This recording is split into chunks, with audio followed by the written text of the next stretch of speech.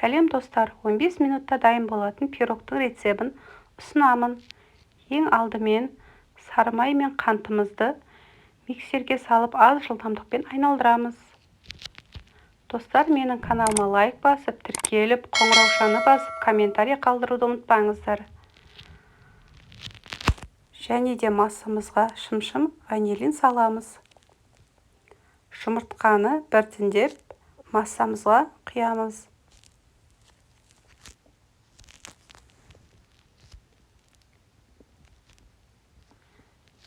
Достар, менің каналыма тіркеліп қойыңыздар. Алдағы видеода ең оңай, тез жасалатын тәттілердің рецебімен бөліспекшімін. Және де миксерімізді тоқтатып, осындай лопатканың көмегімен жиектерін түсіреміз.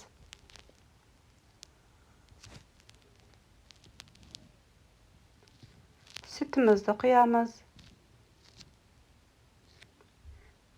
Ұнға қопсытқышты салып араластырамыз.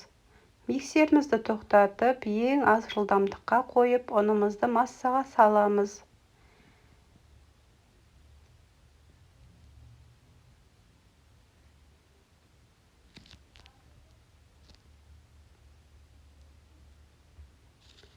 Және де осындай шоколадты ұсақтап тураймыз. Егер сіздерде капелька шоколадтар болса, соларды да пайдалануға болады.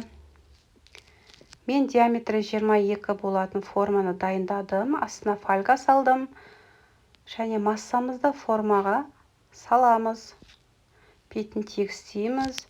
Және де пешімізді алдын ала 170 градуста қыздырып қоямыз. Пирогты 170 градуста 30-35 минут пісіріп аламыз.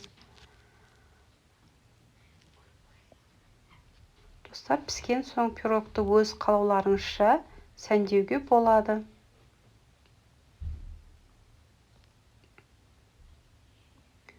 Достар, бұл пирогты мектеп оқушылары да дайындай алады.